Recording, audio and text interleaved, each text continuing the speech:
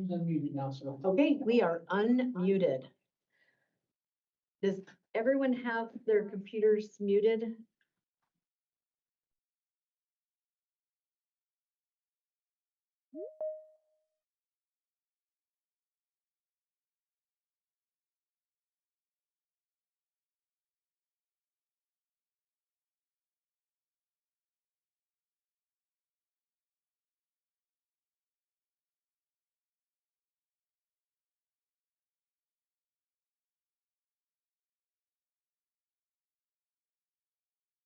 We build the ODFW 2729 agency requested budget. Really appreciate all of y'all joining us today. I thought maybe we would get started by I know it takes time, but honestly, I feel like we all work so closely together on so many things that it's really worth doing a round of introductions and just knowing who's here and who our collaborators are on this effort. So I guess we'll get it started here in the room. Maybe start, kind of go this way and then back there, and then we'll jump online. Does that sound good? Well, oh, and I'm supposed to turn my camera on. We were trying a little, for folks that were in the last town hall, it was a little bit awkward that we had to stand in front of the screen where y'all were looking. So we're gonna try this a little bit differently where we have our cameras on so that folks online can see us, but we actually can continue to look at everybody here in the room and have more of a conversation. So we're gonna try this out. So I'm Debbie Colbert and I'm the Director of Oregon Department of Fish and Wildlife. Great to have all of you here today. And good afternoon, everyone. I'm Ken Loffing. I'm the Chief Operating Officer for ODFW. Thank you so much for being here. Good afternoon, everybody. I'm Tom Stahl. I'm the Deputy Administrator for Inland Fish and Fish Division of ODFW. Hi, everyone. I'm Sarah Reif. I'm the Habitat Division Administrator. Hey, everyone. I'm Bernadette Graham-Hudson. I'm the Wildlife Division Administrator here at ODFW. Hey, everyone. Sean Clements, the Deputy here at ODFW. I'm Mike Harrington. I'm the Fish Division Administrator. Jennifer Taylor, Budget and Economic Services Manager. Bob Swingle with Internet Services Division. James Atkins, Association of Northwest Steelheaders. Amy Patrick, representing Oregon Hunters Association and Oregon Wild Sheep Foundation. Ian Steele, Oregon Trappers Association, Oregon United Sporting Dogs Association, Oregon Anglers Alliance. I'm Rick Osborne, Blue Ridge Strategies, representing Oregon Coast Visitors Association. Bob Bailey, Ilaka Alliance, bringing sea otters back to Oregon. Dave Wiley, Rocky Mountain Elk Foundation. Spencer Sawaski, I'm the Habitat Division Deputy at ODFW. Brian Wolfer, I'm the Wildlife Division Deputy at ODFW. John North, Fish Deputy for Marine and Columbia River Programs. Allie Webb with the Legislative Fiscal Office. Our new Legislative Fiscal Analyst. Yay, great to have you here. James Spencer, Oregon Fish and Wildlife Chief Financial Officer. Ben Wessel, Chief Information Officer. And I'm Mike Galvin. I'm the West Region Manager for Oregon Department of Fish and Wildlife. All right, I'm gonna go online and I've got folks arranged alphabetically by your first name. So I'll just call out your first name, and if you wouldn't mind introducing yourselves, where you're from. Andrea? Hi, I'm Andrea Kreiner. I'm the Executive Director of the Oregon Association of Conservation Districts. Bill, Hey gang, Bill Brignott. I'm the Program Manager for Inland Fish Management with the Oregon Department of Fish and Wildlife. Colin, Hi, everyone. Colin Reynolds with Defenders of Wildlife. Danielle, Hello, Danielle Moser with Oregon Wild. Hannah, Hi, everyone. Hannah Epstein with Oregon Shores and the Oregon Ocean Alliance. Haley, Hi, everyone. Haley Brazier. I'm at the Oregon Zoo and I am the Wildlife Conservation Specialist. Jack,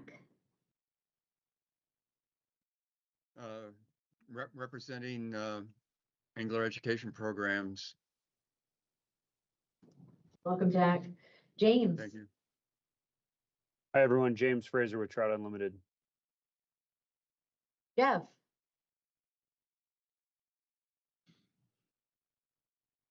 Jacques, He's muted. He's on mute. like you're muted, Jeff. Can't hear him. We're still not hearing you, and I'll keep checking back with you, okay, Jeff? Hey, can you hear me There you now? go. Yes, we I was, can. unfortunately, I was muted. Hi, good afternoon, Jeff Dose, representing myself today as a concerned scientist. Welcome. Jennifer, Hey folks, Jennifer Fairbrother with Native Fish Society. welcome. Joe, Hey everybody, my name is Joe Levesite. I'm Statewide Conservation Director for Bird Alliance of Oregon. Kimberly, Hi, everyone. I'm Kimberly Priestley with Water Watch Board. Kirk, Hey everyone, I'm Kirk Blaine with the Wild Salmon Center. Kyle, Yeah, Kyle Smith, the Nature Conservancy of Oregon. Leland, Hello, everyone. Leland Brown, the Lead-Free Hunting Oregon and co-founder of the North American Lead-Free Partnership through the Oregon Zoo. Mary, Hi, everyone. Thank you all for being here. Mary Wall, Chair of the Fish and Wildlife Commission, and I look forward to this afternoon. Thank you. we have a very awesome chair of our commission who, thank you, Mary, for being here, spending this extra time with us. Melanie, Hi, I'm Melanie Moon. I'm here with the League of Women Voters. welcome, Melanie. Nick, Hi, good morning or afternoon, I guess. Nick Myatt. I'm the region manager for Eastern Oregon for Oregon Department of Fish and Wildlife. Malfi, Is you say Malfi? oh my gosh, sorry, it was reversed. Rosemary? Yes. I'm Rosemary Malfi. I am the policy director at the Jersey Society for Invertebrate Conservation. Okay, I don't think I'm gonna go. Welcome. Sally?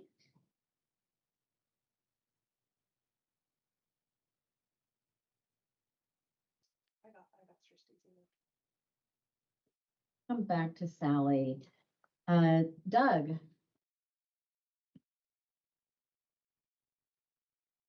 Captain Doug Shugart? Shugart. Yep, Doug Shugart, Oregon State Police Fish and Wildlife Division Captain. Thanks for being here, Doug. Shristi? Hi, it's Shrishti Kamal with Western Environmental Law Center. Oh. Suze? Hey, Suze Ware with the Western Environmental Law Center as well. Great.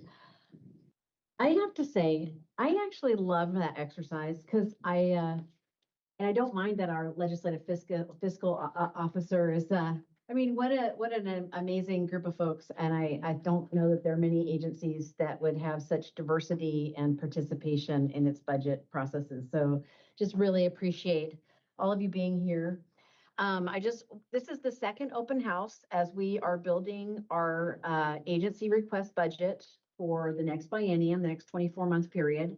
We did have a first one where we ran over a lot of the background about how we were building our budget. All of that material and the slides that we used are posted on our budget site. So if you want to go back and look at that, there's a video from the last one as well, right? Did we record? Yep. Okay, and we're recording this one too, right?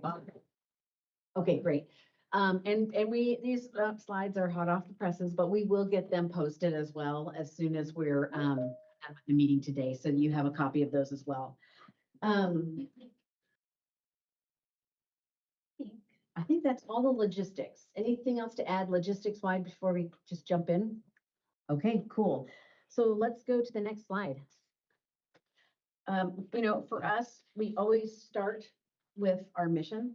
I mean, it is, if you know very many ODFW folks, it's really what gets us up and out of bed every day. We are a very mission-driven organization.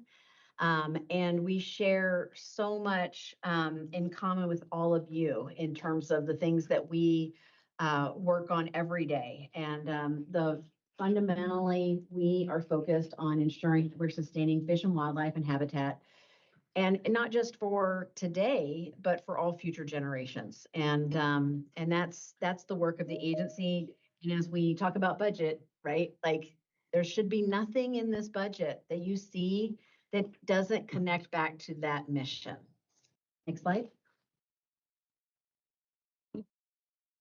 There's a lot going on with budget building always. For this budget cycle, we've got some exciting stuff in addition that's happening. And so it's easy to kind of get into this just budget number crunching mode, right?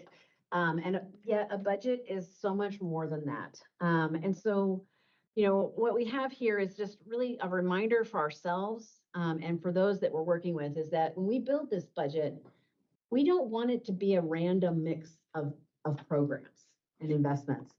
It needs to mean something when you add it all together. And so we really are holding ourselves accountable to building a budget with intention. And so that's things like we have an amazing executive order that the governor issued last year related to resilient lands and waters, really challenging state agencies to think about how they're delivering programs so that we have resilient fish and wildlife and water and communities in Oregon. And so when you see what we've got in here, that's one of the many things that we were keeping in mind as we were building our budget. We're also, and thanks in large part to our Fish and Wildlife Commission, as we think about our programs, we are continually thinking about landscape scale changes and climate impacts. And we all know they're happening.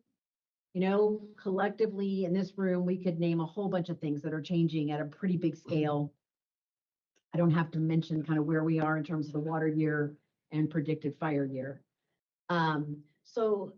It's one thing to know we're facing those things. It's a second thing to think about how you deliver programs that are anticipating those impacts, not just for tomorrow, but 10 years from now. What are species and communities going to wish that our agency had done with its budget to get out in front and be forward thinking about those impacts? And so again, that's another lens that was really important to us as we were building some of what we're going to share with you today.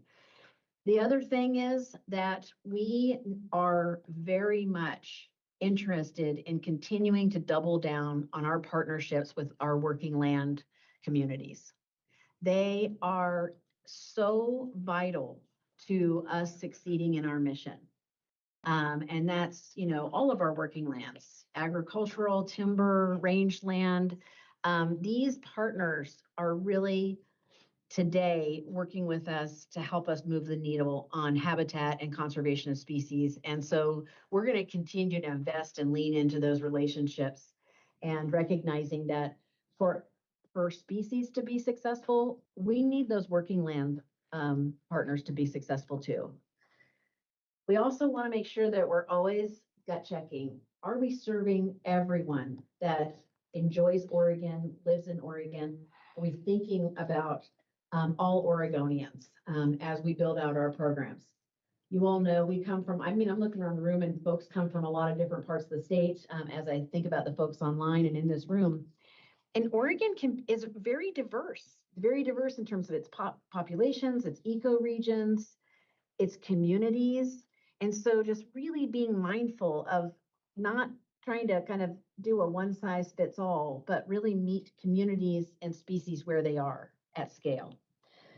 We also, you heard at the last meeting that we believe that we have, a 100-year history of conservation in Oregon that is based fundamentally on the revenues that have been derived for generations from hunters and anglers to support conservation.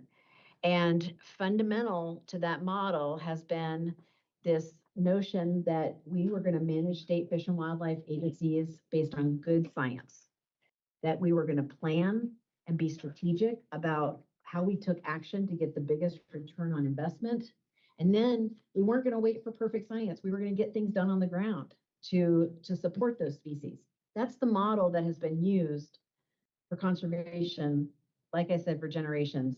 And even as we are very fortunate to be adding new revenues to our portfolio, that framework works. We know it. It has brought species back from the brink of extinction in Oregon multiple times. It is why Oregon is leading the nation in terms of the number of species that have been delisted under the Endangered Species Act. And so we're going to continue to lean into that framework for thinking about how we get this work done. And then, it goes without saying, and I think the reflection of the folks here is just, we don't really do anything without collaboration as an agency. For the large part, we're not a regulatory agency. We know that our commission sets harvest rates, which we talk about as hunting and fishing regulations. But much of what happens on the ground in Oregon is not something that you need a permission from ODFW from, right? So we depend on voluntary conservation. We depend on conservation partners, sporting group partners. The list, there's universities, there's no one that we won't collaborate and partner with to get good things done. And it's really the only way to get things done as far as we're concerned. So that's really some of the kind of principles that we have as we're building this out. And I just hope you'll hold us accountable as you kind of hear, especially with these new revenues, are we walking the walk? Right? So I just talked the talk, so you hold us accountable on whether you think what we're proposing meets that lens. It is a budget building exercise, and we are not an agency in a silo. We are part of the executive branch, so we work very closely with our governor's office and with our chief fiscal office in terms of how we build budgets. And we have rules we have to follow. And so Ken's going to just remind you, we talked about this last time, but just remind you about some of the rules that the governor's office has laid out for agencies as we build budgets for the next biennium. Yeah, thanks, Debbie. And I will be brief because we didn't go over this last biennium, but just a quick reminder. So we work really closely with our DAS, Chief Financial Office, and the governor's office throughout the budget development process. As you all know, the development of the agency request budget is just step one in what is a very long process. And eventually our budget will go to the governor and DAS to use information of the governor's request budget, which will go to the legislature for their consideration. So as such, we do receive very specific instructions for every biennial budget bill. For this biennium, I'd say the instructions really centered around revenues and what's available to agencies to build upon their current service level budget. So a couple bullets up on the slide just to remind us of different things as we're going through the presentation today. One, our instructions were very specific in that any general fund and lottery fund package must be self-funded. So no new lottery fund asked, no new general fund asked. If we're going to put in a policy package for general lottery fund, it's going to have to come from our own existing resources. Two, in addition to that, for other funds, no package should involve a request for new revenue. So any other fund package, any federal fund package should utilize revenues that are either existing or have already been approved in that package. And so that's really the constraints in which we took to build out our budget proposal thus far. And then just the last one, kind of always in there for what we do and for all state agencies, is a focus on maintaining our core programs, our operations and customer service and service to all Oregonians. And so that's really the basic framework we took to develop what's in their budget so far. And so we're going to get into actual nuts and bolts and the numbers here in a second, but this is just a brief reminder of some of the specific instructions that we had to adhere to as we went through this process. And so again, I'll be brief here. We talked about some of the mechanics of budget building during the last presentation, but it all starts with our current service level budget. So up on the screen here, we have on the left side, our 25-27 legislatively approved budget organized by fund type. So these are the figures there on the left all include adjustments from the most recent 2026 legislative session. So that is our current legislatively approved budget. And on the right, hot off the presses, is our 2027-29 current service level budget. Current service level just means all of our permanently funded programs and positions move forward to the next biennium with projected costs and inflation factors built in to kind of project out what our current service level costs would be for the next biennium. Uses actual data and real data from the state's budget system. So it takes a snapshot in time of all of our positions, all of our programs spread throughout the state, looks at where they're at today. If they're filled at a certain step or range, it projects that out for another 2 years to give us what the projected service level budget is. So that serves as the starting point for our budget. So, so all of our permanently funded programs moving forward, what's on the right side of the graph there, that is our current service level projected budget, $651,299,811. It's about a 4.5% increase. And again, that is all based on projected personal services costs and some small inflation factors for various parts of our agency. And then always like to overlay on the right just a breakdown of how our agency is funded. And the key takeaway here remains the same as it has for past biennium. We are largely a other fund and federal fund agency. So 86% of our funding this biennium and projecting to 27-29 current service level is other fund and federal fund. Small amount of lottery fund and 13% general fund. So as I mentioned previously, this really serves as the starting point for building out our budget. Other aspects of creating the agency request budget include reductions and then new investments, which we'll talk about in our policy option packages. As I mentioned a couple weeks ago, happy to say we're not proposing any reductions this go around as a part of our budget package. So we're really going to focus the next several slides on new investments as codified in our proposed policy option packages.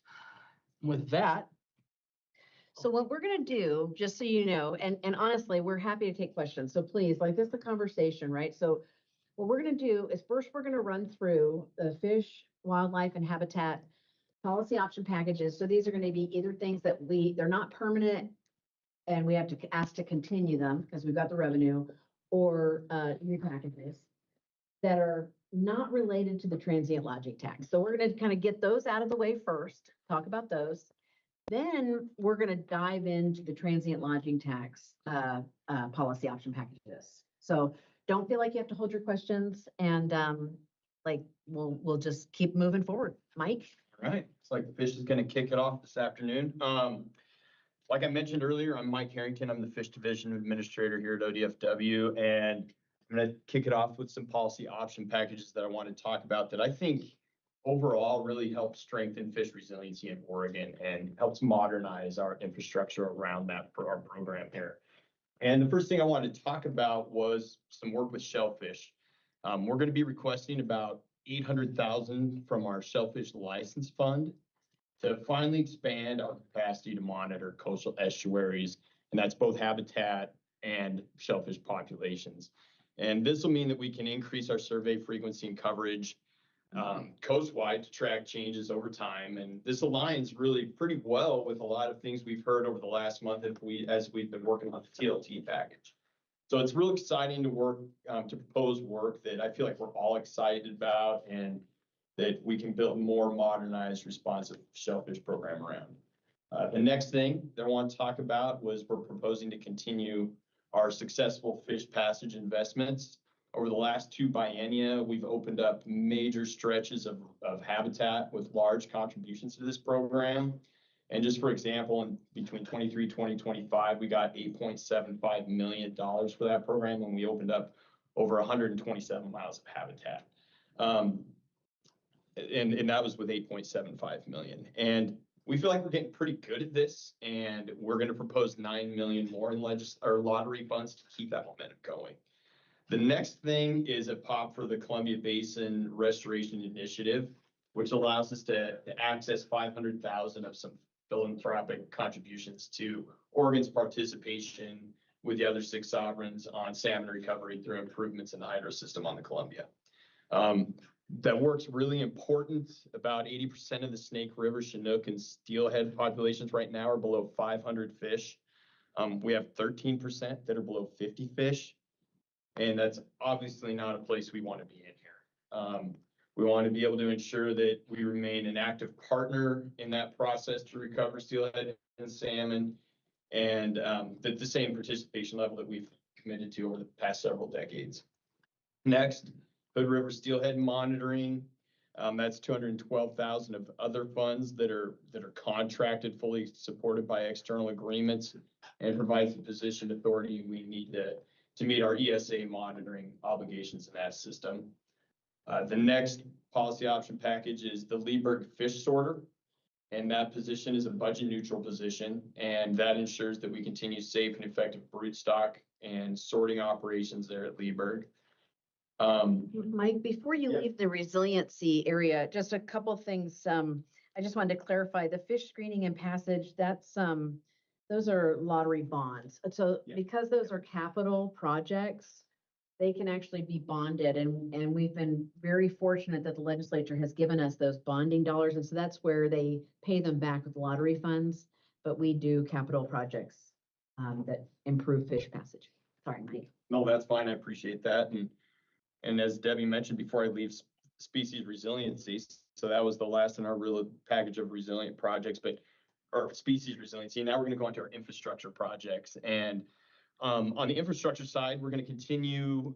We're continuing the hatchery resilience effort that we began with the independent system review and the 20 million bond that we got last session.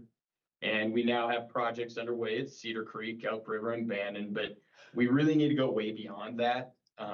With needs that really are around 140 million. And so we're going to be requesting $30.8 million in this bond request, which will help us address the highest priority vulnerabilities we have in our hatchery system. Then we also want to highlight 2 basin-specific investments, major resiliency upgrades in the Umpqua, which I'm going to talk in a little more detail on in the next slide, and then the expansion of the Klamath hatchery. We recently partnered with the Klamath tribe, who secured $5 million in federal funds, and this work will support the reintroduction of spring Chinook in the basin. And then we will move over to slide 7. I don't know who has control of that. Okay, thank you. And so back to that pop for resilient Umpqua River Basin hatchery complex. So as everyone recalls, we lost most of the Rock Creek hatchery facility during the 2020 fires. And we have a goal of maintaining that production and our commitments in the basin in the least disruptive way. And we're currently at funding for $16.9 million for the construction of new infrastructure at Rock Creek or a new facility at South Umpqua. FEMA is going to cover the remaining construction expenses, but we still have to provide a 10% cost share.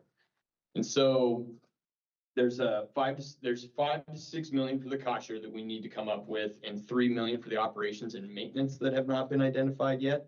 And we're working to find solutions to fill those gaps with the Cow Creek tribe and other partners, but we currently don't have a good solution without creating some source of new revenue or reallocating funds. And frankly, none of those options are really ideal. And so that's why we're working really closely with our partners, the Cow Creek tribe and other stakeholders in the area, develop a more collaborative pathway forward. And with that, those are the pops for fish division. Let's just pause. Any questions? What's the generous foundation who gave $500,000? $500,000? I don't actually have. Name of the foundation, Sean, do you remember? No, I don't. It was actually significantly more than that, but it's being divided up Yep. amongst the 4 tribes and 3 states. Yep. It'll be $250,000 a year. I knew it at one point. Yes, Tucker. Do you know, John? Okay, we'll find out. I knew that. It's already gone.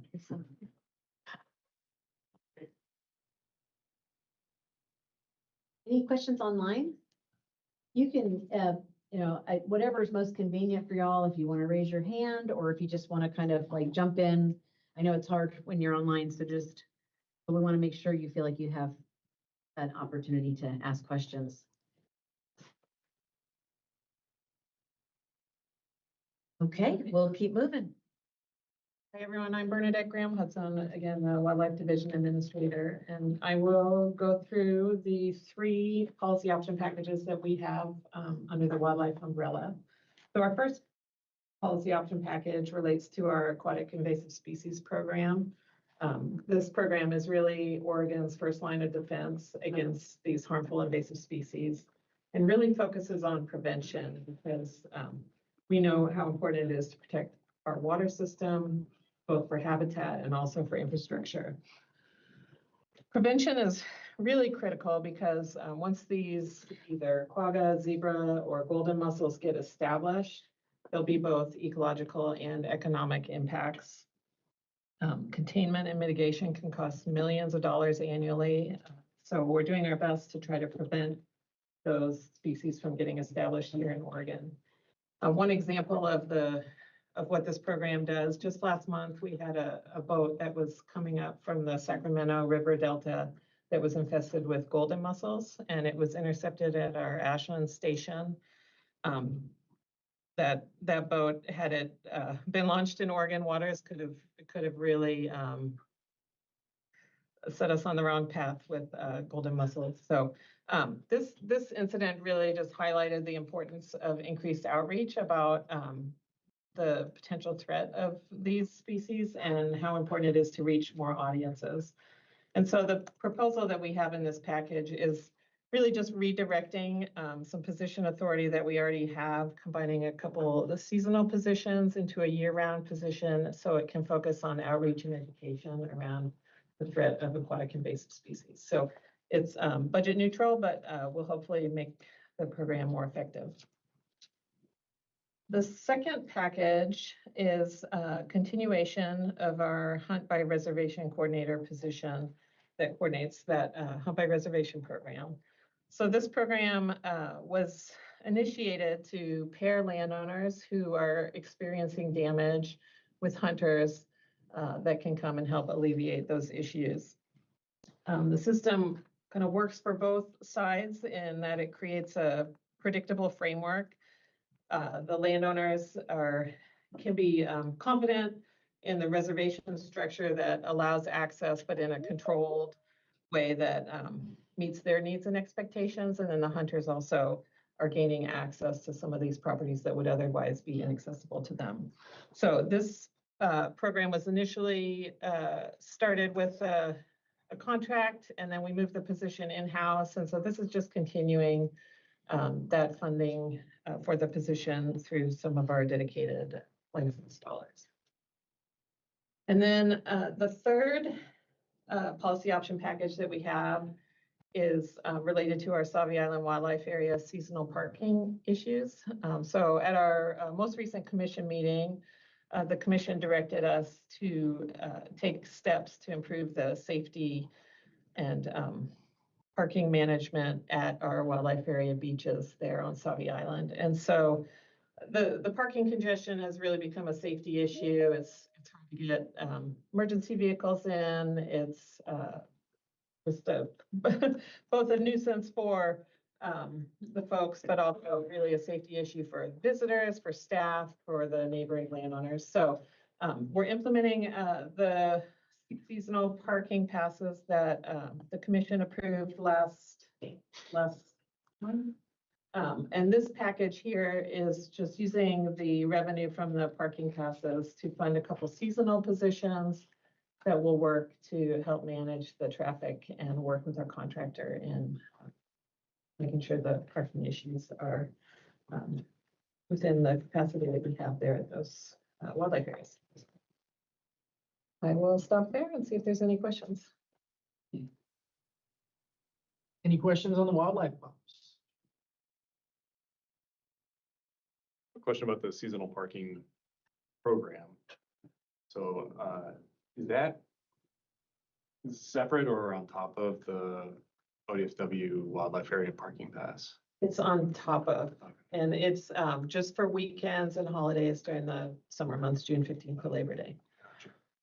Really just, I mean, like, trying to manage, it is a wildlife area. And so, you know, we're using those funds to pay for trying to manage some of those impacts from high visitation.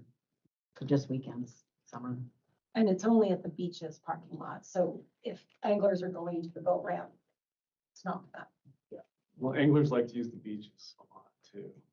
So just thinking about how to communicate that to our people. All right, so let's go ahead. Sarah's going to actually talk about a combo that is both habitat and fish. That's right. Hi again, everybody. Sarah Reif, the Habitat Division Administrator. And I'm going to talk about a couple of policy option packages that would be placeholders to carry forward funds that we anticipate receiving from the Oregon Environmental Restoration Council's Agency Program Fund in 2026. So created under Senate Bill 1561 in 2024, the Oregon Environmental Restoration Fund invests proceeds from Oregon's historic $698 million Monsanto settlement to support remediation or restitutionary projects that address environmental harms and work to restore, maintain, and enhance Oregon's air, land, water, and natural resources. This fund is administered by the Oregon Watershed Enhancement Board and overseen by the Oregon Environmental Restoration Council. And the earnings from the funds will be invested similarly to an endowment in hopes of supporting this work over the next 50+ years. The Environmental Restoration Fund is channeled into 3 sub-funds. There's an agency program fund, a tribal nation natural resource program fund, and a community impact fund. The work to establish these 3 sub-funds is underway. Just last month, in April of this year, ODFW submitted our first request to the agency program fund. And that's a fund open to any state agency with a nexus to the settlement terms from the Monsanto settlement. And the agency program fund request is currently under review by the Environmental Restoration Council. So if we're funded, ODFW would manage 2 large projects that we propose to the council. The first project would focus on lamprey and freshwater mussels. These species live right in our river sediments, which unfortunately puts them on the front lines of contaminant exposure. They have these really unique life histories, which many of you are likely familiar. They spend years buried in or resting on the sediment of riverbeds, and which makes them especially vulnerable to pollution that settles there. We think that contaminants directly contribute to their decline, but it also affects the people who rely on these species as foods, first foods, especially our tribal communities. So in this proposal, ODFW is proposing to partner with the Department of Environmental Quality, Department of Health Authority, tribes, and others to better understand contaminant impacts on lamprey and freshwater mussels. We'll use that information to identify priority river and stream restoration sites for these species. It'll help inform consumption advisories and advance recovery efforts for these at-risk species that are also candidates for the endangered species list. We're hoping that the data we collect will expand where we're able to test for contaminants, give a clear picture of where it is or isn't safe to consume these culturally important species. And we're excited about this work because it also supports the priorities of the Columbia River Intertribal Fish Commission, or CRIPFIC, as well as supports work with the Xerxes Society to investigate the role that contaminants may play in sudden freshwater mussel die-offs that have been observed in the Crooked River, the John Day, and the North Fork of the Umpqua. The second project ODFW is proposing for the Environmental Restoration Council agency program funds is landscape scale habitat restoration across 4 priority watersheds that are known to be particularly impacted by contaminants. So that includes the Rogue, the Umpqua, the Santiam, and the Mid-Willamette. These river systems support at-risk species like freshwater mussels and lamprey, of course, but also, of course, many fish as well as amphibians. And these are species that are already stressed by contaminants from runoff, brownfields, agricultural chemicals, wildfire debris, and other non-point source pollution sources, excuse me. The cool thing about these projects is that they not only benefit fish and wildlife, but they also support cleaner drinking water. All of the communities on these systems rely on those river systems for their drinking water. So it should help with public health and also with climate resilience. There are a lot of projects proposed in each of those basins. Just a couple of examples, 120 acre restoration effort at the Albany Oxbows on a former mid-Willamette brownfield, which would transform old settling ponds into off-channel wetlands. A floodplain enhancement design upstream of Medford's drinking water intake on a former military site, which is aimed at restoring habitat, capturing contaminants, and reducing severe fire risk in an area that, as you well know, was pretty heavily impacted by fires recently. It includes funding for an alternatives analysis to convert a former quarry in Sweet Home into a wildlife habitat area and a future city park. So you can kind of get a flavor for the intersection of projects that are addressing areas that were heavily contaminated, restoring fish and wildlife habitat, while also cleaning things up for the communities. Our proposal would cover activities through June 30th of 2029. So this policy option package is proposed as a continuation that would allow us to carry forward funds from this biennium, if we are to receive them from the council, into next biennium. So we're proposing the two policy option packages, one for Fish Division to cover the positions and the lab costs associated with the lamprey and freshwater mussel projects, and one for Habitat Division to cover the watershed and water quality restoration projects, which will primarily occur through pass-through to conservation partners and tribes.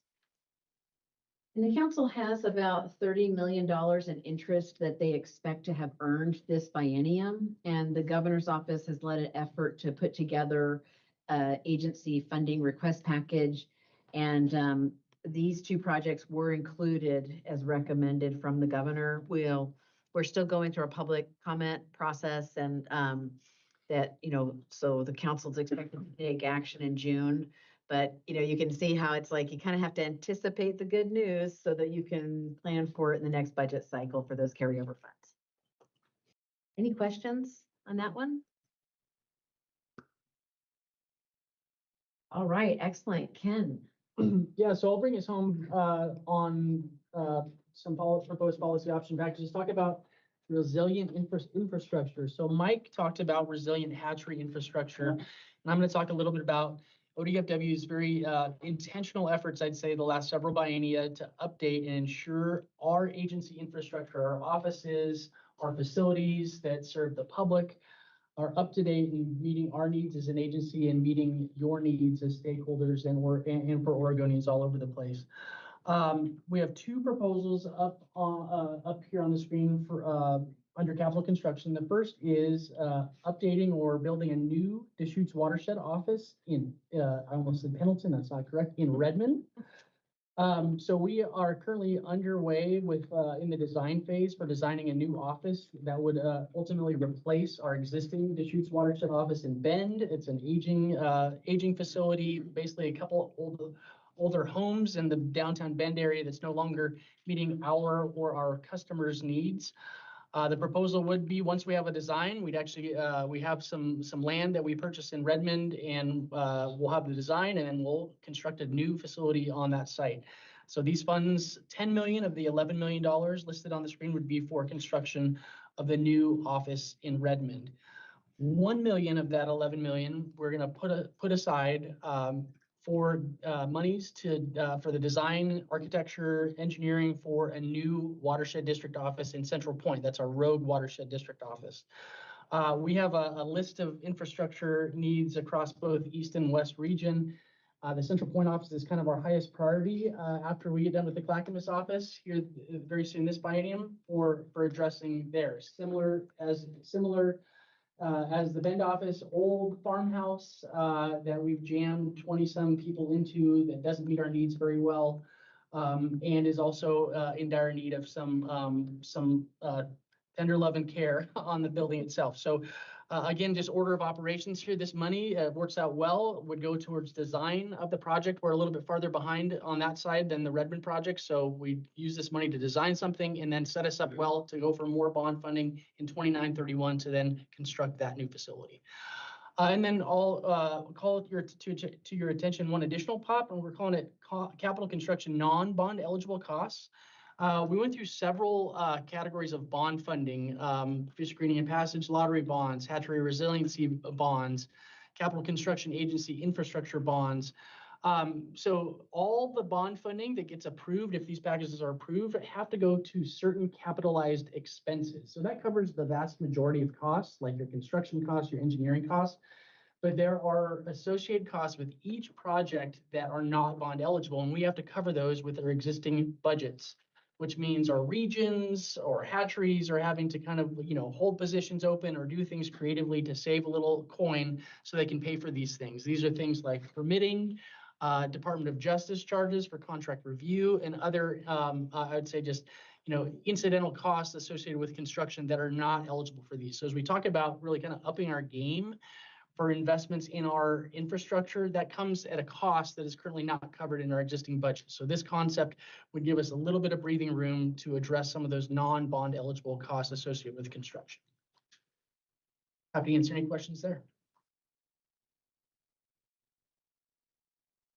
So those are all the kind of, more kind of traditional policy option packages.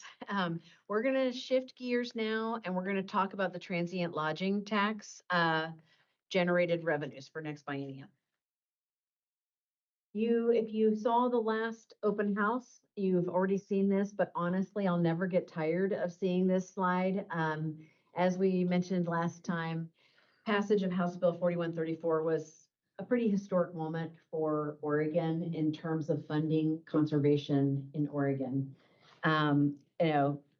Just again, reiterate just the gratitude for the legislative leaders that pursued this and got it passed in the short session, and the 85 plus organizations across Oregon of just every point of view that came together to advocate for this funding. It's really pretty remarkable. And Michelle just shared a really cool quote in an article, I think yesterday, that said something along the lines of people already knew that Oregon was a beautiful state with so many kind of just so many features and natural beauty. And now it's also the place where folks should start looking for how to solve conservation challenges with the passage of this. So pretty cool that Oregon is being recognized. And importantly, it basically said we're a trendsetter over California. So we like that. So anyway, we just have such tremendous gratitude for just so many people that contributed to making this happen. And we're gonna, we've always taken our kind of fiscal responsibility extremely serious as an agency, because we were so tied to funding through hunting licenses and tags and fishing licenses and commercial fishing permits. 95% of the trust that people have in the agency, I would say, is because they depend on us to use those dollars wisely. And we do take it extremely seriously. We've always been pretty lean, mean, and serious about how we manage our budgets. And just as we go into this new source of dedicated revenue, we are taking that same culture of fiscal responsibility in with us as we plan for the spend and the opportunities that we can use these funds for. Well, and really kind of the basis, just as a reminder, a big piece of the basis of the conversation around the transient lodging tax concept was funding of at-risk species in Oregon. And as so many of you know, we have a state wildlife action plan that is essentially our roadmap for how to ensure that we can keep those species as common as possible in Oregon. Next slide. And I just want to, along the lines of good news, we actually, two things to share. We have officially been approved. We have spent the last couple of years with many of you working with us to update our state wildlife action plan. Just in the last month or so, got official approval by the U.S. Fish and Wildlife Service. And just wanted to make sure you were all aware that our really beautiful version of our plan, which is kind of a web-based version of a plan, is also online now. And I've got the URL there for you. It's just tremendous amount of work. Hundreds of species that were considered as part of this review and update. And again, this is the key piece of material that we'll rely on as we think about how do we move the needle. You know, it's organized by ecoregion. It's organized to help us understand kind of where we have conservation opportunity areas. So if you have funding, if you can do work, where you're going to get your best return. It also has things like toolboxes so that just like anyone can learn about ways to support conservation, no matter whether they're an individual landowner in a small town or they are a large, say, hunting organization that's statewide. So as you heard from Sean at our last gathering, there were a number of call outs in the bill that we're going to go through each of the 4 areas.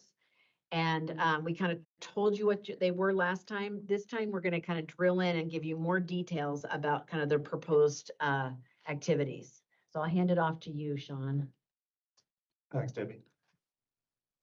So if you recall, for folks following HB 4134, there were several allocations to ODFW, ODA, DOJ, OSP, and the Oregon Conservation Corps.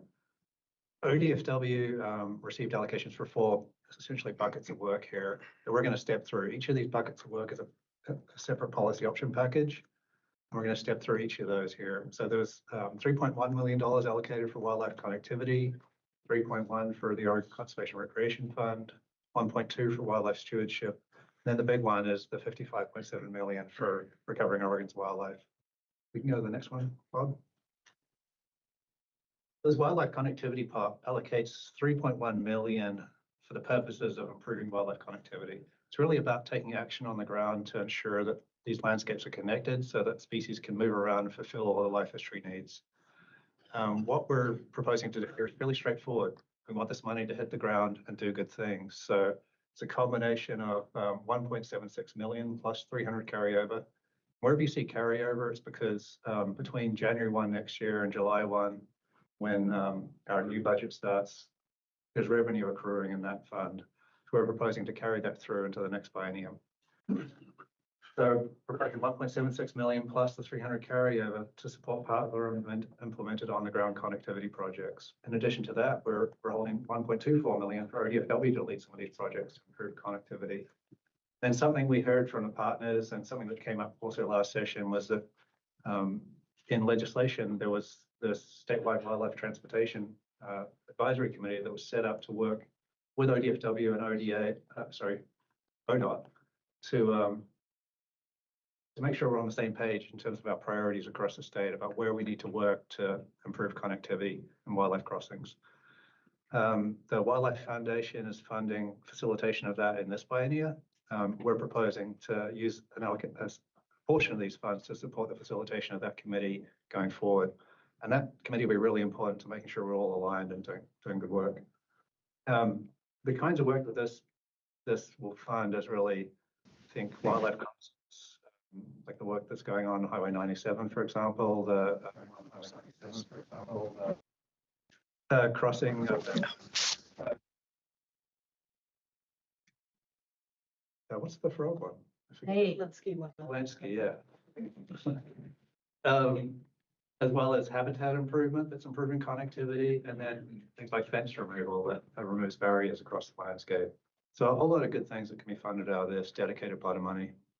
I'm just going to pause there before we move on to the next one to see if any questions. We're pretty excited to have this dedicated pot of money to implement connectivity projects. Okay, Bob, if we can go to the next one. What I keep reminding folks, I actually went, it was really cool. There is a group, the ODFW retirees, includes also some OSP, Fish and Wildlife Division retirees, and they meet like every 6 months for lunch here in Salem. And I was just with them over lunch. And one of the things that we were talking about this historic legislation and kind of what it means. You know, when you see these things and it talks about projects, that's 2 years. What dedicated funds mean is that you can be planning.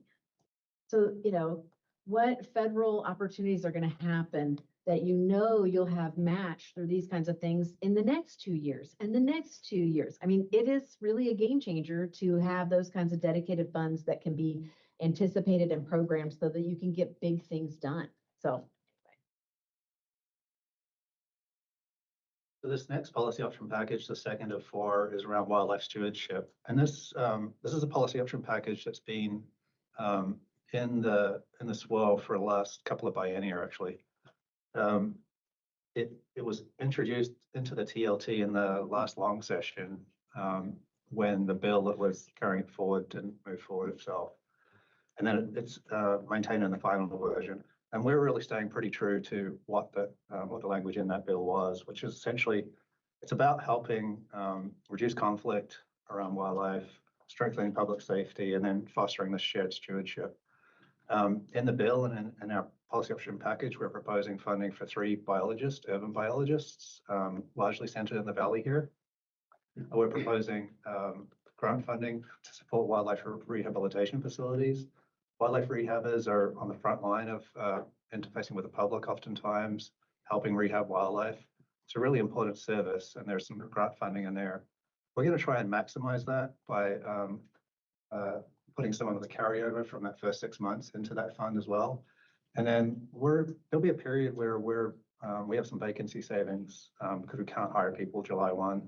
Will take some time. So any vacancy savings we also want to put into that grant support for the wildlife rehab. Additionally, there was funding for wolf biologists in that bill. We're including that piece here as well. That position will be tentatively based out of Klamath. It'll fill in some of the gaps we have there as kind of the wolves move across the state. We want to provide some conflict reduction support there. And then lastly, a small amount for outreach and education to support this program. oh, it looks like we have a question. Joe. Go ahead, Joe. Yeah, thanks, Debbie. Yeah, sorry, my video is not working on Teams for some reason, but Sean, you know what I look like. Can you describe what the urban biologist positions, like where they would be geographically? And also tell us a little bit more about the outreach and education work and how this legislation has influenced how that, you know, what you may have been doing before, how that has changed at all? There's a lot in that. In terms of locations, I think tentatively we're thinking 2 of these biologists in the Portland area. It's a large urban area to service, and then 1 that's based likely in the Corvallis area that can service Eugene, Salem, and Corvallis, some of those surrounding urban areas. We've been doing a lot of work recently around how we engage in the Portland metro area, in particular in urban areas. And so I think if you're watching our February commission meeting, you would have seen a report of some of that work and some of the recommendations there. This will give us capacity to help implement some of those recommendations, but also address some of the problems that we've been having for a number of years now, just in terms of capacity, right? In terms of these areas. We have a lot of folks that have not typically engaged with the agency. And this really gives us capacity to reach those people, help with conflict issues, help with stewardship and conservation. And Bernadette, I'll turn to you to see if there's anything else you want to add.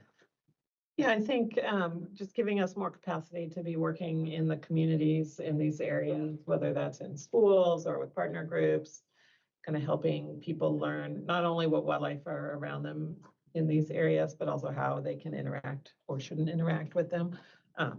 And so I think there's a lot of potential there, and it'll just be great to fill some of that capacity need.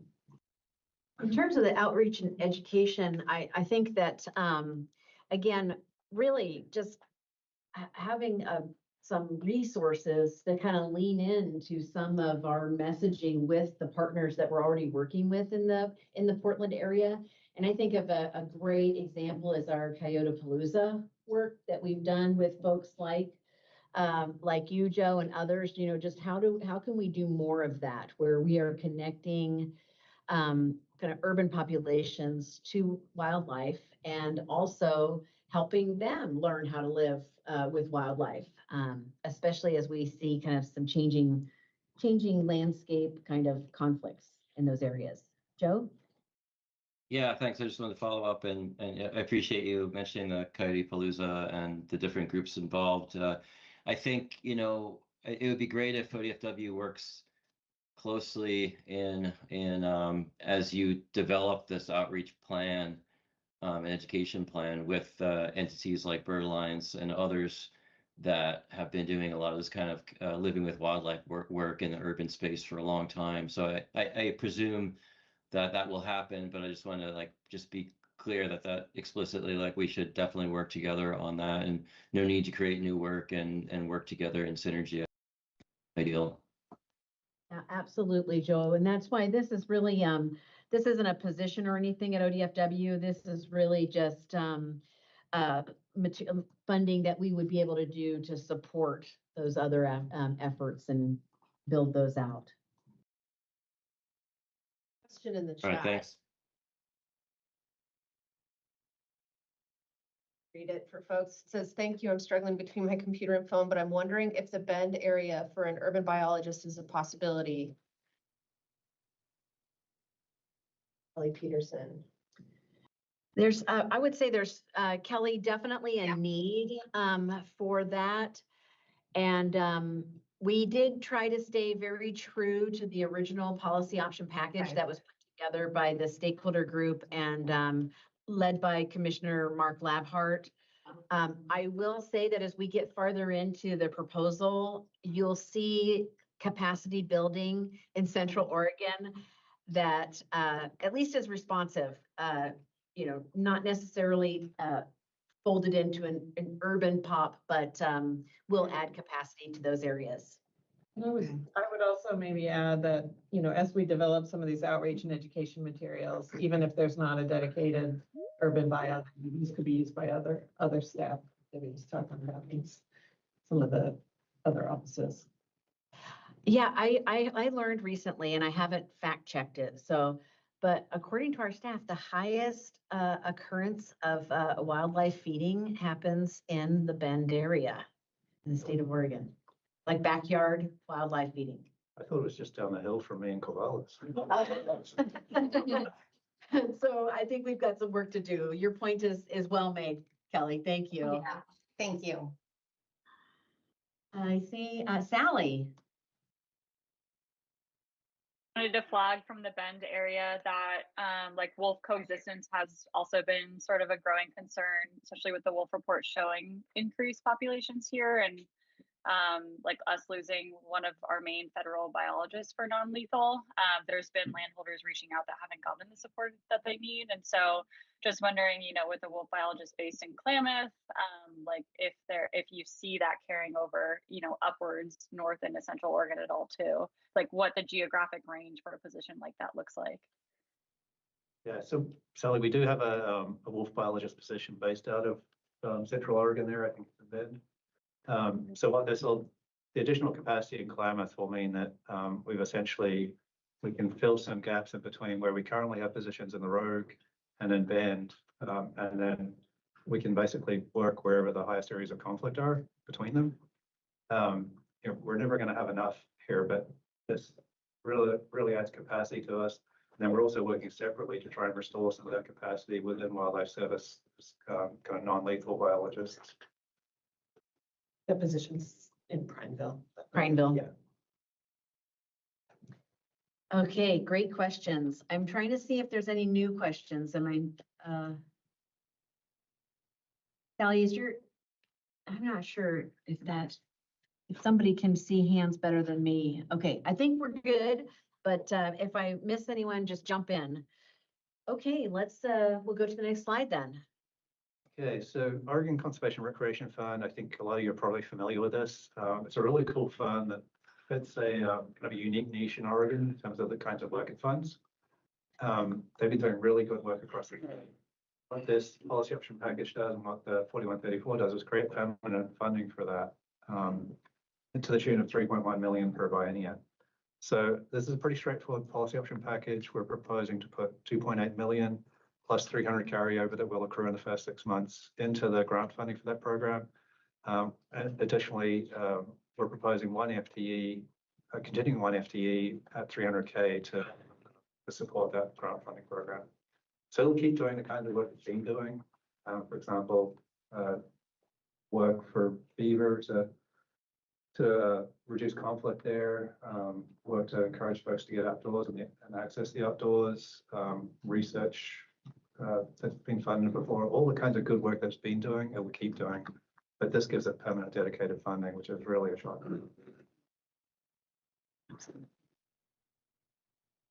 Okay.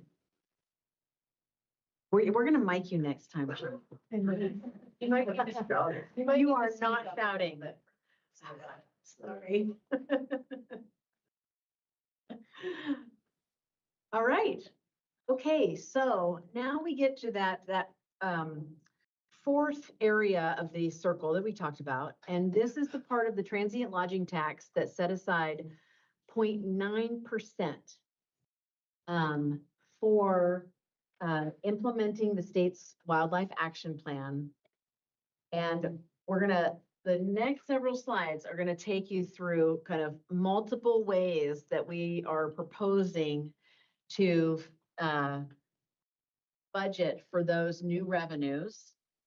And you're gonna see that it's not perfect bucketizing, okay? It's kind of like we wanna do storytelling around how this work connects to the state wildlife action plan, how it connects to resiliency, our framework for how we move the needle on conservation, but these are not perfect. So, some of the things you'll see in the science category, those may be people that are also doing projects on the ground, but just for the purposes of seeing how it all fits together, telling that story that it's not random, what we're proposing will fit together and work together. So you're gonna see in the next series of slides, you're gonna see where we are gonna lean in and make some investments and immediate actions and build capacity in terms of our science and our ability to do work and collect data and monitor on the ground and build data caps for some of our most vulnerable species, where we're going to be leaning in and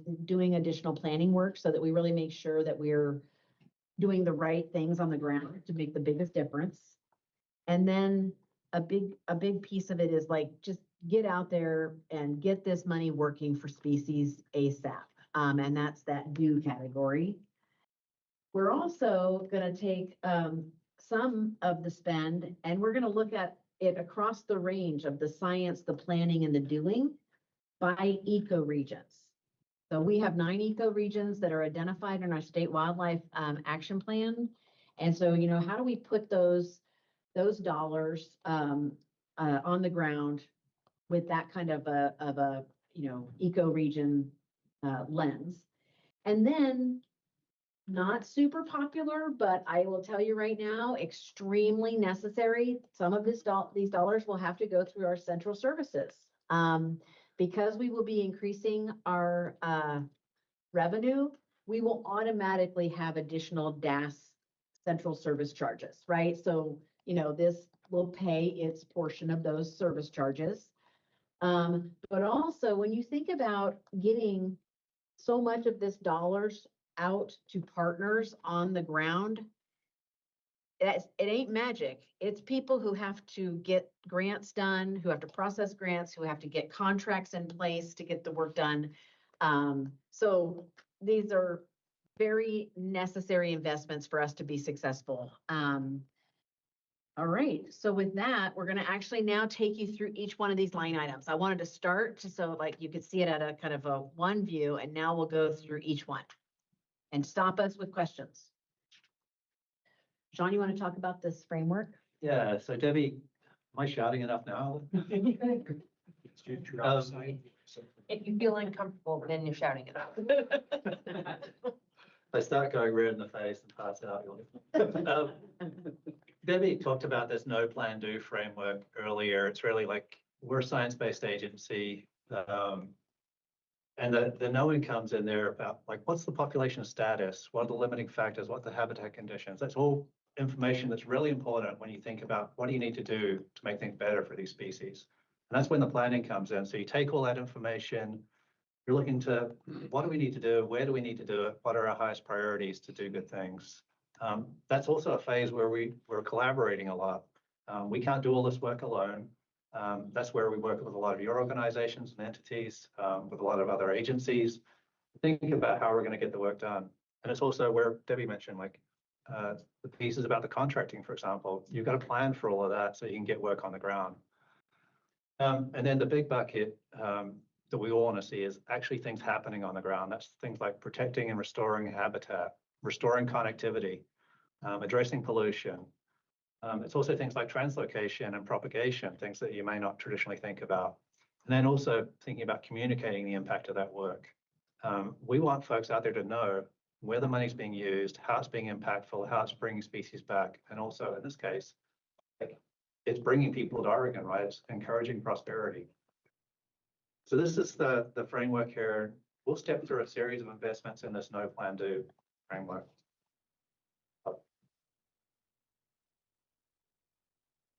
One of the things we wanted to start with is something we're pretty excited about, and I hope a lot of you are too. In our existing field structure, we have fish and wildlife district biologists, and they're spread across the state in terms of organized within watersheds and then in smaller units within districts. Each of those districts has a fish and a wildlife district biologist, as well as a fish and wildlife, often assistant district biologist. What we're proposing to do is create parity with these wildlife diversity biologists. Currently, we have 4 across the state, one in Clackamas, one in Rogue, and one in Bend. And then we just recently, starting May 1, added one in LeGrand. That's 4 people covering the entire state, and that's part of the capacity gap we've had historically, right, in terms of our ability to address all these species. This builds out that capacity across the state. We haven't entirely figured out where they're all going to go yet, but these are some potential locations. But it's essentially filling gaps in the state where we don't have that coverage. And this is going to be our boots on the ground, people out there working with the species, understanding their needs, understanding their status, etc. I'm going to, Bernadette wants to talk a little bit about the kinds of work that those folks have been doing and will be doing. Yeah, thanks, Sean. So these, as Sean mentioned, you know, we've historically only had 3 and now have just added a 4th, one of these wildlife diversity biologists. And these are the folks that are really out there working on our priority species within their given geography, trying to understand the status of those populations, give us that knowledge that we can then use to inform what work needs to be done. So they're looking at the populations themselves, the distribution. Some of these we don't even know where they are in Oregon. So getting more information on species distribution, and then also limiting factors. What's limiting these species? What do we need to address to help them improve? So they really serve an important role in doing that work. And then they also really work closely with our partners in amplifying that work. Since there were only 3 or 4 of them, historically, they've really relied on partners to get a lot of work done on the ground. And so they've served kind of as a liaison between the swap itself, what are the priorities, and then helping our partners identify what work needs to be done and getting that work done itself. So it's pretty exciting to have this capacity on the horizon, because it'll lift up not only the work we can do internally, but also hopefully lift up the work of our partners and really amplify all that good work around the state and across a lot more species than we've been able to. I'll stop there. And I'll tell you, if you've been on a commission, Fish and Wildlife Commission tour in the last couple of years, there hasn't been, I think, a single tour where one of these 4 staff weren't part of. It's amazing what they have been able to get done, as spread thin as they were. how vital they have been at kind of adding to the science. And so it's just so exciting to think about what we're going to be able to do in terms of really sustaining that science and monitoring on the ground, so that we're not just doing random acts of conservation, but that it's actually done in a way that makes sense and, you know, is reproducible and is having the kinds of benefits for species that you hope they're going to have. So pretty exciting. You foresee these added diversity bios then being able to, for lack of a better word, kind of release the workload that is currently, since there's only 4 now, being able to, that's being taken on by other staff members, so then in turn their work is more focused on their position? Yeah, it's a good point. Both here and elsewhere, you'll see investments that are, the way we talked about this in the legislature, right, is just like the hunter angler dollars have been floating all boats for a while, like this is going to help float all boats. And it's going to do that in a number of ways, but one of them is exactly like you said. This additional capacity in those field offices is going to mean that our existing fish and wildlife bios will have more time than they've had historically to focus on some of the kind of species needs that they're really tied to. So it really will create a lot of capacity throughout the agency to kind of do more. I think kind of a great example of that is our wildlife biologists, no matter where they are in the state, they spend a lot of time dealing with wildlife conflict, regardless of what species is involved. And so, you know, as you think about bringing on this capacity, it means, and so when they're dealing with conflict, it's stuff they can't plan for necessarily. And it can really take away from maybe a lot of their planned work on those species. And so when you add this capacity, it's more people that are also taking some of that load. So I think it is going to float those boats.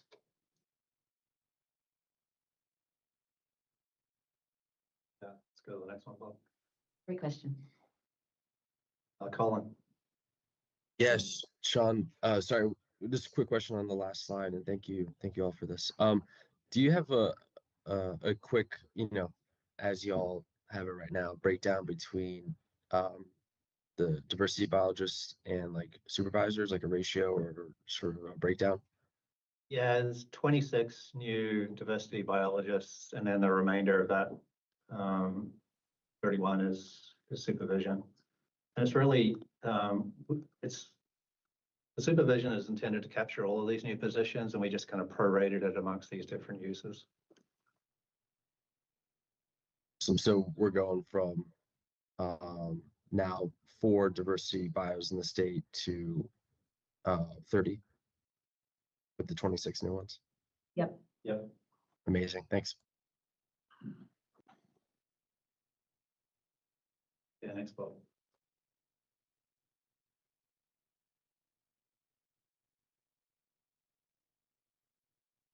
Thanks, Ellie. We're pretty excited about it too. So in addition to that on-the-ground capacity around wildlife diversity biologists, we're also proposing to invest capacity in our statewide non-game native fish program. It's a program that's based out of Corvallis. It works statewide. And if you don't know it, it's been on the front line of delisting 3 of the 4 fish species in Oregon, Borax Lake chub, Glasgow speckled dace, and here in the Valley, Oregon chub. Does phenomenal work. This will add 3.5 FTE and some SNS so that they can increase their capacity to monitor these non-game fish species statewide, try and get ahead of listings. Like we've got some proposed listings in the Umpqua Basin and then out east, as well as recovering our species that are at risk and then keeping some of the common ones common. So this will be a really good investment in that kind of non-game native fish world. And then in addition to that, and in addition to the wildlife diversity biologists, if you think about the amount of data that we're going to be collecting with all these new positions, all the infrastructure that's going to be established, that's a lot of data to get your head around, right?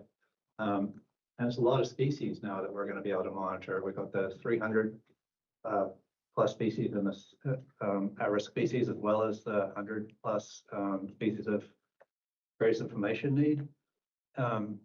We need to be smart and intentional and strategic about how we design our monitoring, how we set up our data systems and our support systems to manage all of that.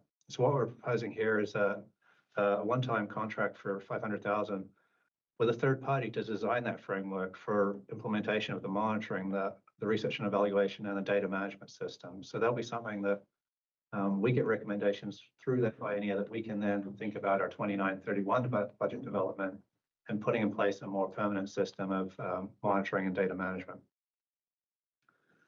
And then while we're doing that, we recognize that things are still happening out there on the landscape. And if we can make some immediate investments in filling some of these data gaps, we can maybe, we've got a number of species that are ESA candidates that are being proposed. If we just had a little bit more information, maybe we can head off some of those listings, or maybe we can improve the status of some of these species. So we're proposing an investment of 3.5 FTE and 2.66 million in some of these immediate capacity investments. There's a whole list of species here that this would go into, and this is working with partners again, like OSU, USGS, but also working internally. For example, on white sturgeon, we've got a recruitment bottleneck where we're not seeing sturgeon recruit. So we want to understand what that is so that we can take actions to address it. So things like Wilson's phalarope, red tree vole, pygmy rabbit, torrent salamander, we have work lined up that partners are already engaged in that we can invest in and gather more information so that we can take some actions.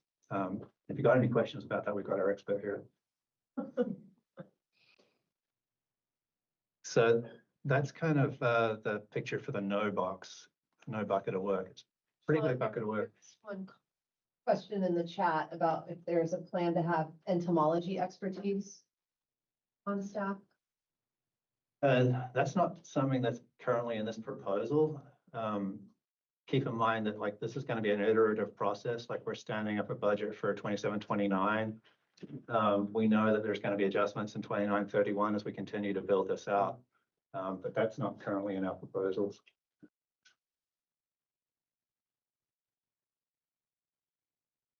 Looks like we got another question from Joe. Go ahead, Joe. Thanks. Hey, Sean, is that ESA candidate species, is that just federal ESA or is that also state as well that you're considering? Is that to head off or to find more information on? Those are federal candidate species. Okay.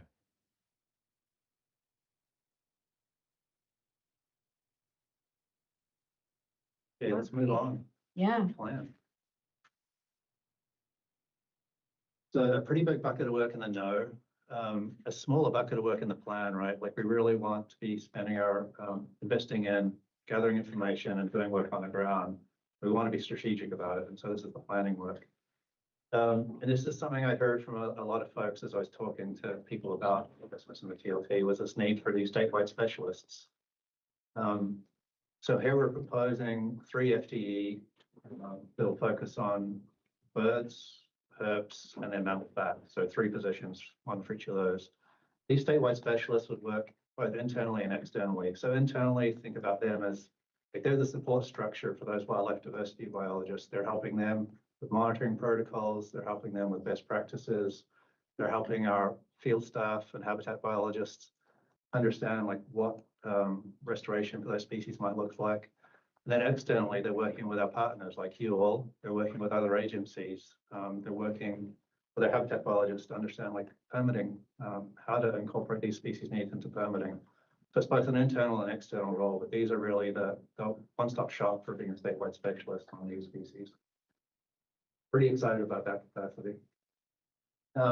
Another piece here, the SWAP really identifies beaver modified habitat as being important to a range of SWAP species, right? Both birds and fish, amphibians. And so we have a beaver action plan as an agency, and this, what we're proposing here is to provide 3/4 time capacity to support implementation of that beaver action plan and track actions and make sure that we're achieving landscape scale work with beaver modified habitat. So pretty exciting investment there, and we'll come back to that one later, where we're looking to also make some investments and actually doing work around this. And then GIS these days is integral to everything we do. So we're proposing 2 positions to create GIS capacity to support both our wildlife diversity biologists, our statewide specialists that you see above there, and all our work to map habitats, analyze connectivity and distribution, and then track the swap outcomes too. A lot of that work also goes into communication, right? It's having good maps that tell a story of how we're doing work. So really important investment there. And then this next position is one that you might not think of off the bat, but really important to getting work done. So if you think about the life cycle of projects where you're gathering information to know what you're doing, you're figuring out what you have to do in terms of on the ground restoration, and you're going to do the actual work. Key piece of that is that you have archaeological surveys so you understand that you're not disturbing anything of cultural significance. That's a real bottleneck in Oregon. There's only so many entities that do that, and the waiting period is very long. It's also very expensive. So by creating in-house capacity here, that's specifically going to support our diversity biologists and our habitat biologists getting work done on the ground and our partners, we will be able to reduce that bottleneck and get more work done. So an important position, but one you might not think about off the bat. And then a couple of places we wanted to make some immediate investments in conservation planning. One is Columbian sharp-tailed grouse reintroduction planning. This is a species that was extirpated from Oregon in about the 70s, largely due to land cover conversion. It's actually been successfully reintroduced into Washington. What we're proposing here is an investment with a partner at OSU to look at some habitat suitability in terms of where would we reintroduce the species, as well as the source population. So pretty exciting that this will tee us up for potentially in the future, actually doing some reintroduction of sharp-tailed grouse. And similarly, kit fox, this is a species in Southeast Oregon, and we're proposing an investment here to support analysis and planning of like, what habitat interventions would really help conservation of this species. So 2 pretty exciting projects there that I think will really does it well for the next phase. Any questions on the planning piece?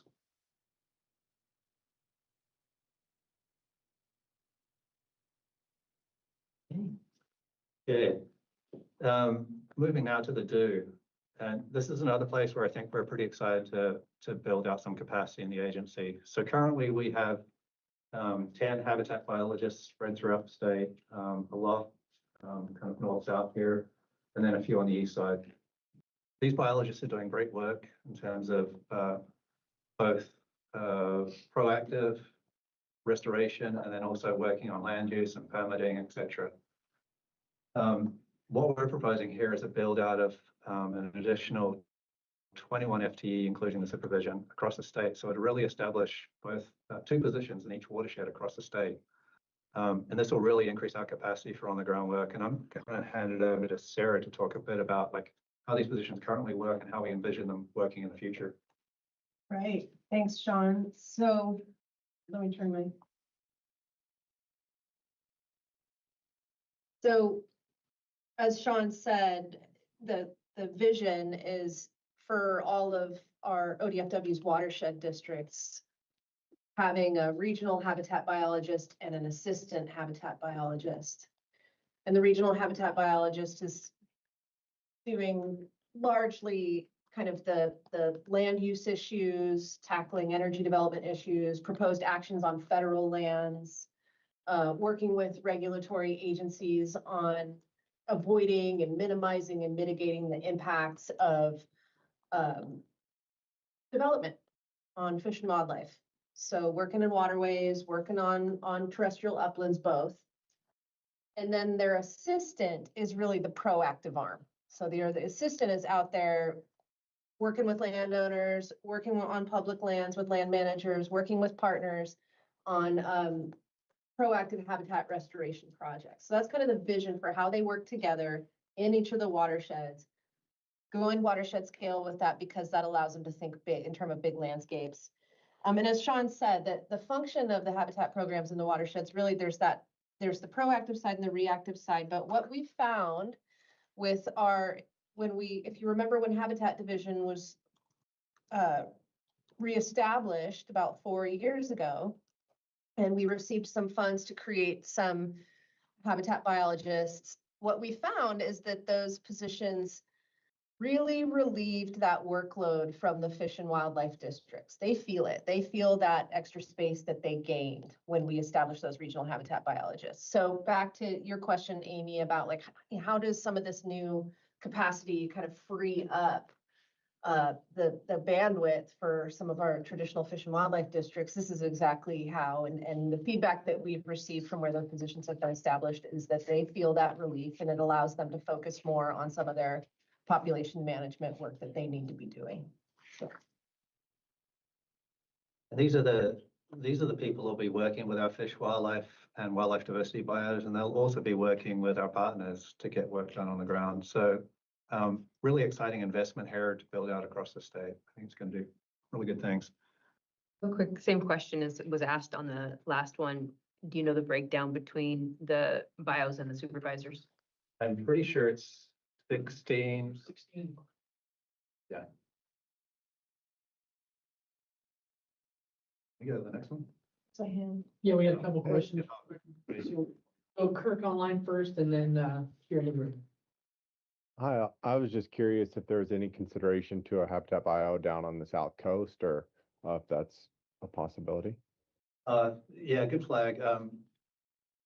These dots were really just a representation of spreading capacity out through each watershed. So it's still a little TBD about where they're located, but the intent is to have one in every watershed, right? Or two in every watershed, sorry. Yeah, so thanks for that, Kurt. Again, we're still trying to kind of hammer out kind of where each position would go. But we were just trying to kind of show that distribution, boots on the ground. Totally. Sounds good. Thank you. So just so I'm hearing this right. So under no, we're talking about 26 new positions, and under do, an additional 21. Is that correct? Or are they? No, they're just positions there. Okay. Yep. So I guess facetiously, as a former state agency manager type, you're inventing a whole new agency in a way. That's a total of 47 new positions. That's a lot of management needs. So you're going to need a bigger headquarters here, among other things. But the other thing is, I would also, and that was facetious.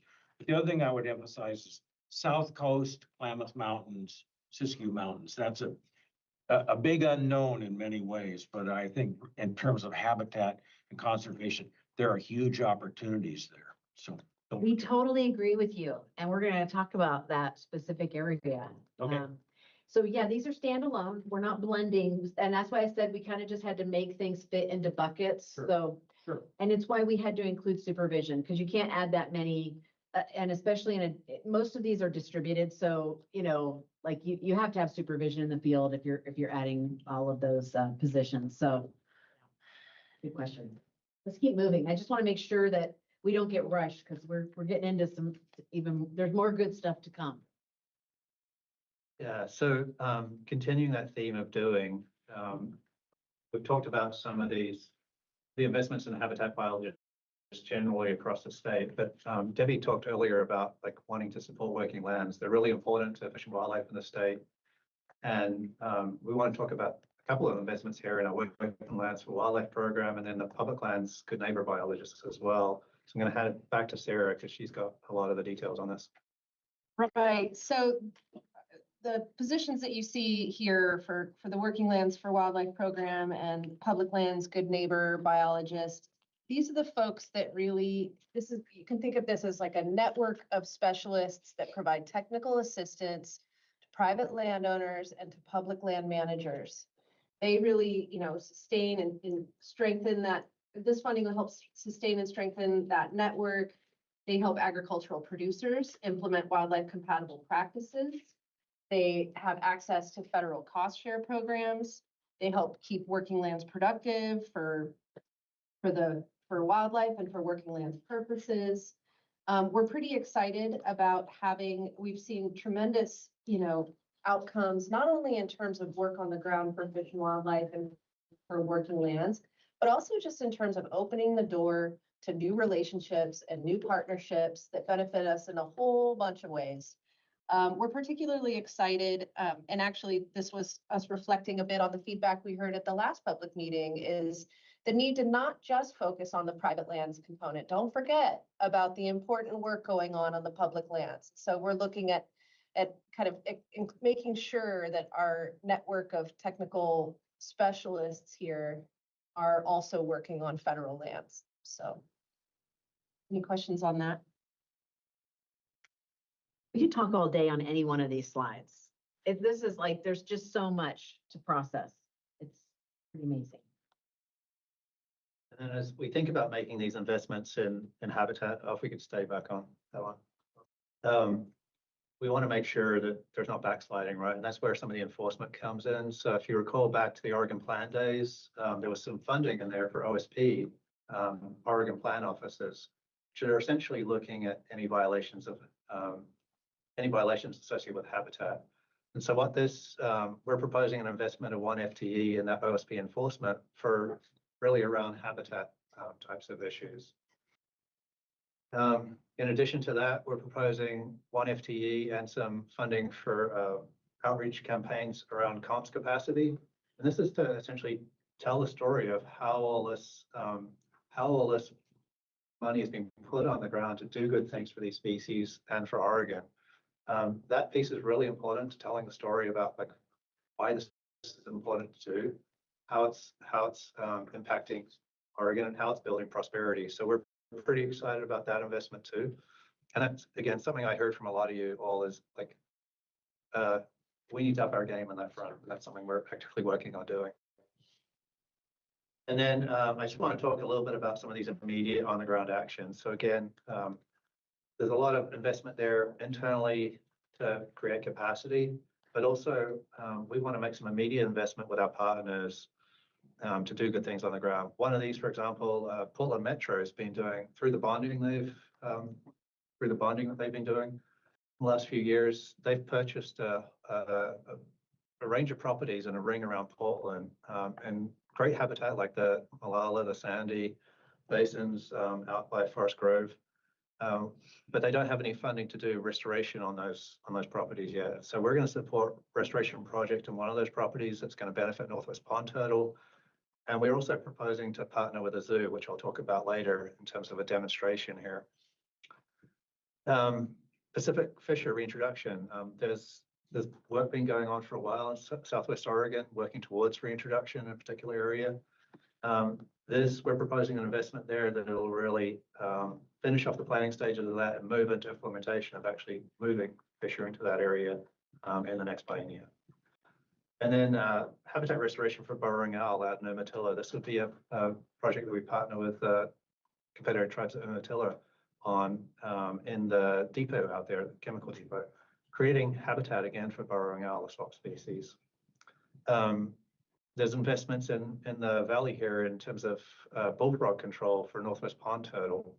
And then orca, another swamp species. Their limiting factors is food, so some investments in Chinook production on the North Coast that will supplement the food for orca. And then I mentioned earlier that we were creating that capacity to implement the beaver action plan, but we also wanted to put some money on the ground to do a project. So this is a habitat restoration demonstration project that's associated with the guidance manual that was just produced as part of the first one about what does good habitat for beaver look like? What are they looking for in terms of forage areas? And this would be to put some of that into practice. So pretty excited about a lot of these on the ground actions. And these are just specific call outs, but we're going to get into next into some generalities. So just pause there and see if there's any questions. Is the OSP enforcement component separate from the other chunk of TLT funding?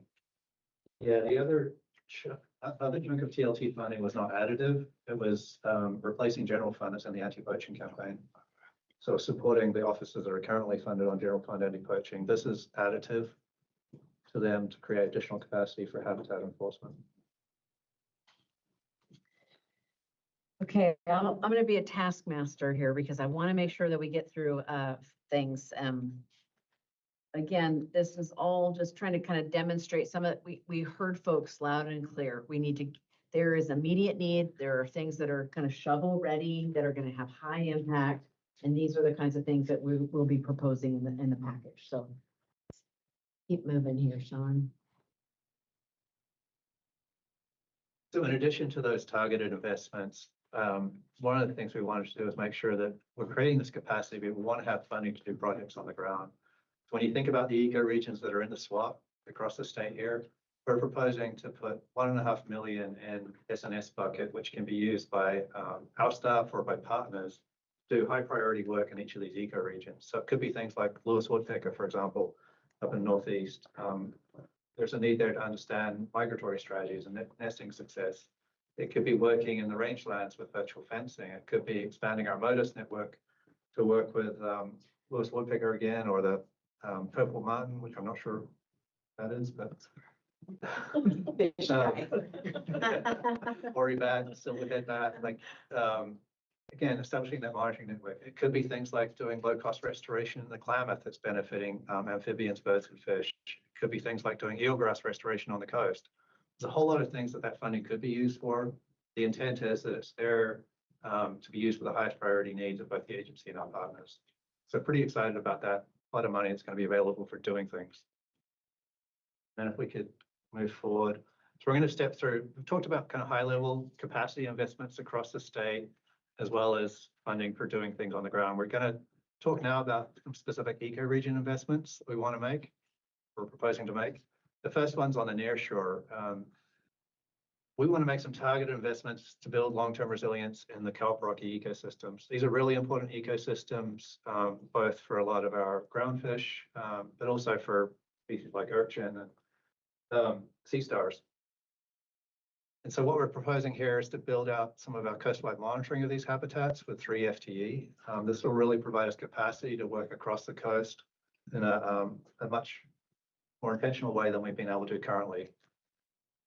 We also want to make an investment in a marine resource coordinator. This is a position that would be the agency expert and point of contact for sea otter restoration, helping drive that forward.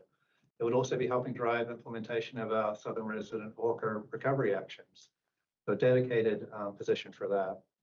And then as we're thinking about all this entailed with sea otter reintroduction, there's a need for some social science research there. So this is a one-time investment in some of that research. And then as we think about kelp restoration, sea otters are an important component of that, but so are sunflower sea stars.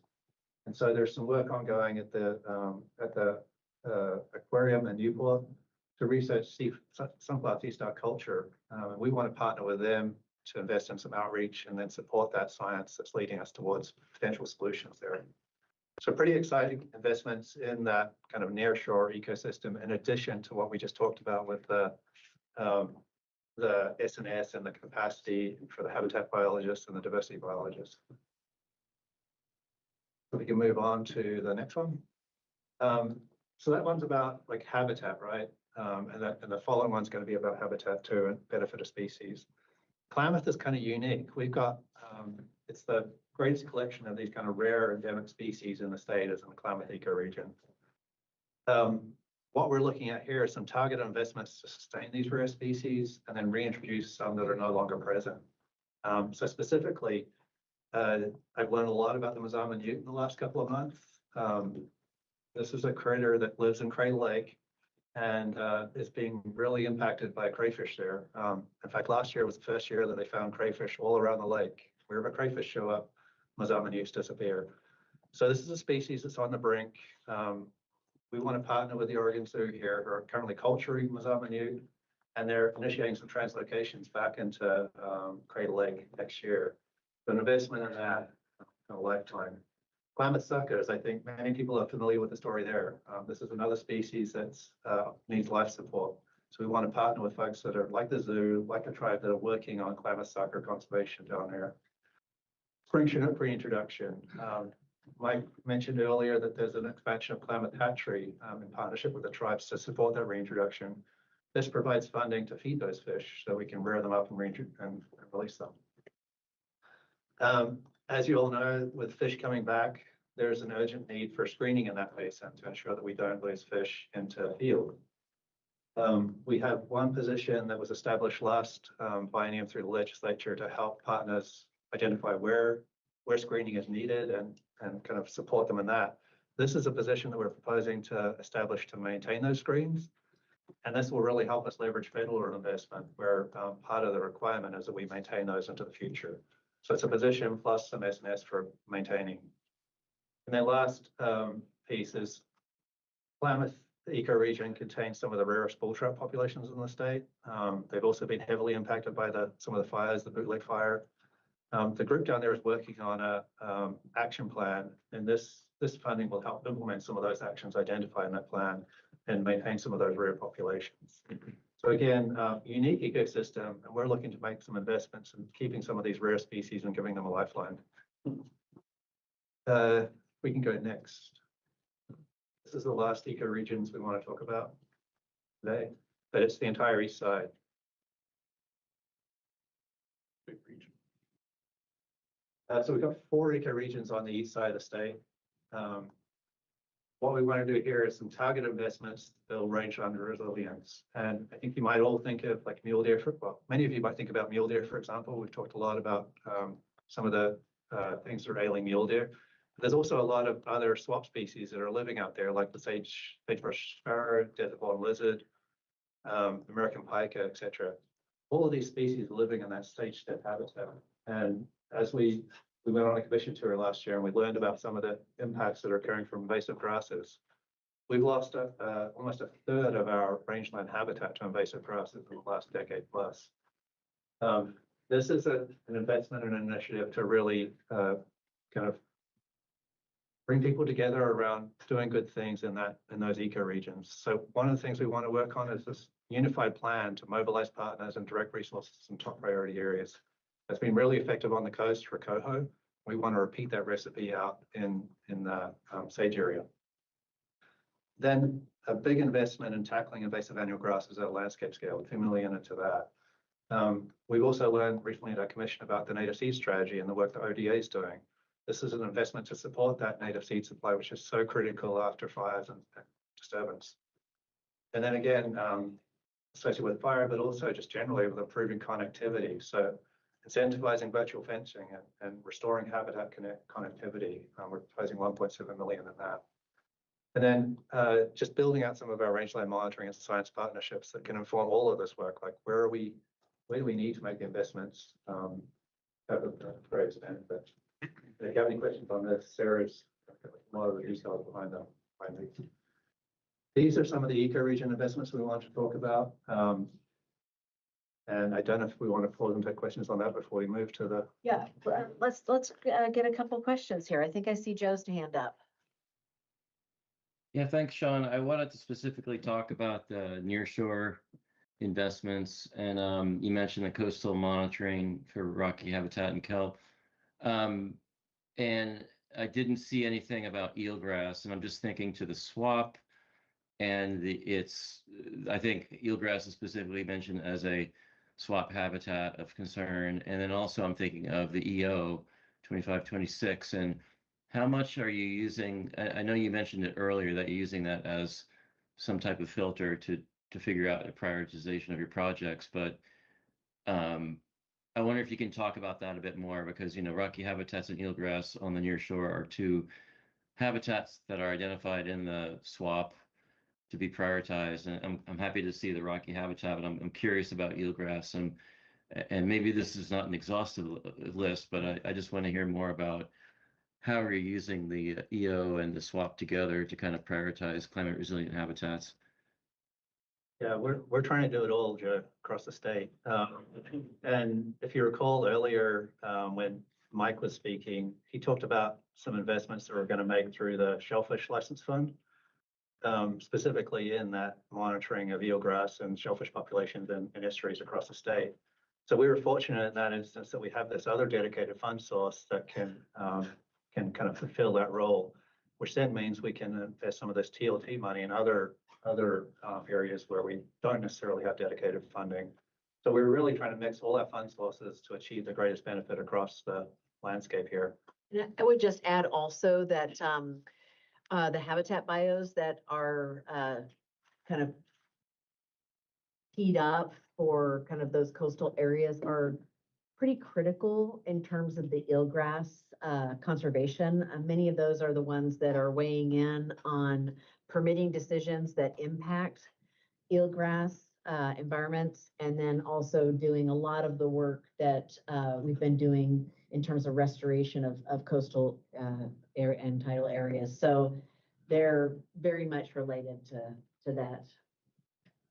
Well, thanks. I appreciate that. And I also just want to say that, think of as you go down this road, I know this is just the first biennium, but we do have that goal of protecting 10% of more climate resilient habitats. And it seems like some of these investments will get towards that, but I think we should, I'd love to talk to you more about, the longer term strategy on that for some of these critical habitats. Thanks.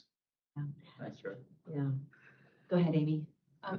And I don't want to sidetrack us too much, so I can talk offline on this a little bit, but I'm curious to learn more about how the incentivizing of virtual fencing, what that bullet point means, that incentivizing virtual fencing, what that looks like, kind of what the goal of that is around that virtual fencing piece. And again, I don't want to sidetrack us, so if I could talk offline. And again, all of that would be done in partnership. And I think part of it is you could think about just post-fire recovery. Are there alternatives instead of putting traditional fencing back up, right? So I think that's a good example of what it could look like. Happy to talk with you more offline about that, Amy, too, in terms of what we're thinking right now. Pretty conceptual, but it's got to be where it makes sense, where you have willing landowners. The goal is increasing habitat connectivity, of course, and also just where it increases functionality for the producer. Yeah. Okay. Okay, we're gonna take it home here. Hey, Debbie, can I ask a quick question? Yeah, sorry, my computer died about 10 minutes ago, so I can't see anything anymore. Go right ahead. This is Kyle with the Nature Conservancy. Really exciting stuff. There's just a lot here for us to support. And I'm wondering if it's written down anywhere, like if you've typed these out so that we can kind of digest and prioritize where we're going to put our advocacy efforts behind all the great stuff you're doing here. Yeah, we're going to talk about next steps here in a second, and kind of where this is all going to start showing up. Sounds good. Thanks. So I'll finish things up. The last TLT bucket is the very popular central services part of the agency. Now, just real briefly, I'll just summarize this section. Debbie did a good job earlier saying you can't have the muscle without the bones to support it, right? And so, like, as we build out the agency, we need to have the structural bones to be able to support these efforts throughout the field. So that's where we see, like, HR, contracting, accounting. These are things that are pivotal to just doing the business that is ODFW and supporting our staff. We're also seeing intentional investment to the habitat division and our field operations. So as has been pointed out, like, we're adding a whole nother layer of complexity, funding, positions to the organization.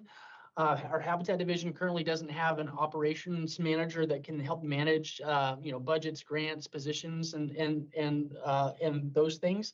Neither do our region managers. And so through this, and just identifying that there is a big need there through this additional funding and positions, we're noting those positions that are adding them to our portfolio. And then just real briefly, government service charges. We have to pay government service charges to DAS, Secretary of State, and a variety of other agencies just for being a state agency. As our portfolio increases with funding and positions, the amount of central services we're going to have to pay will go up. Our central service charges, government service charges we will have to pay will go up. Hence the $1 million investment. And then just general S&S, and that really is the infrastructure, the bones, ensuring that we are set up for success to do these good things on the ground that Sean just talked about. And then just wrapping things up, repeat slide from the last budget meeting. What's the saying? It's about the journey, not the destination. We believe that here at ODFW, right? Debbie talked about it, about the just intentional efforts that we go through to work with you all. It's very important to us. What's not listed through here is just the myriad of one-on-one conversations that have gone on between April 7th and May 12th to build this package out. So really appreciate all of your efforts, support, interaction with us. I've talked with a bunch of you. I know Sean and Debbie and our administrators have as well throughout this process. So really appreciate that. And then next steps, we are wrapping things up in the next couple weeks and trying to finalize these things and get them into a neat and tidy package that will go to our Fish and Wildlife Commission for approval on June 26th. Once that happens, as I mentioned earlier, we start rocking and rolling and getting things together for submittal to the governor's office at the end of August. So that's the next steps. And again, thank you so much for your time here and happy to answer any questions. So I hope that like it's all sinking in so that when we say this is a game changer for conservation in Oregon, I mean, it really is. Just the amount of work that we just went through, when it's done, it will feel different, right? Like this is high impact work and capacity from my perspective. And as Ken said, very much informed by the conversations that happened during the legislature and the many, many conversations that have happened since. We are going to be taking this to the commission. There'll be, all these slides are going to get posted, hopefully today, tomorrow, so you can see the slides. And then we'll have policy option packages that we have to actually write up for each of them that we will get, we'll be kind of creating, because all of that has to come together for our commission in June. And so you'll see a lot more detail as we are kind of quickly working to kind of get all of those documents completed, and you'll see it in full before the June commission meeting. Don't hesitate. We're happy to stick around today for anybody that's here that wants to chat. Anyone online that wants to follow up with questions or advice, suggestions, don't hesitate to do so.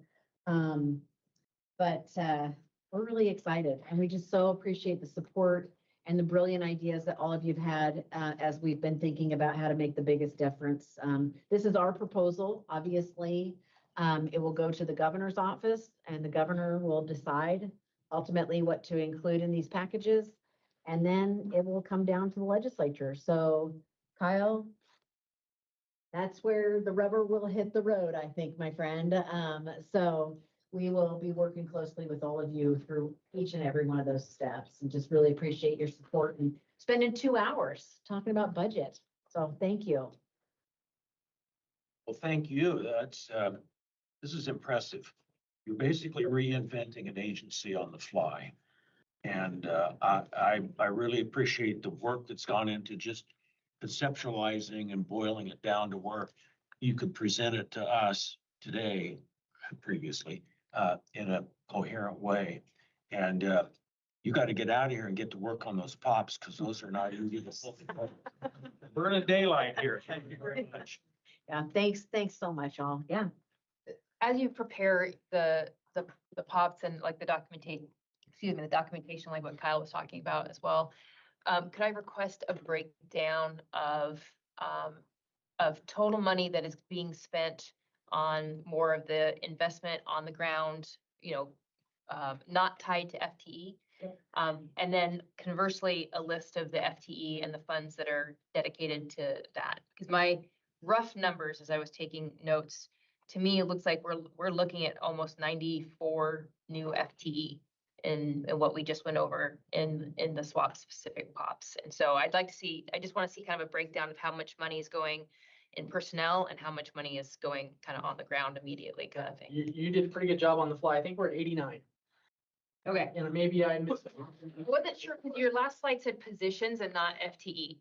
So, I think it's 82.75 FTE, 89 positions, and we have a breakdown. We can get you a breakdown of all that. Yeah, all of that detail. Yeah, absolutely. Thank you. It's a balancing act, right? Like we really are trying to build out that capacity, but also trying to get dollars out and also have future dollars to get the work done on the ground with partners. So there is significantly more in that on the ground side of things.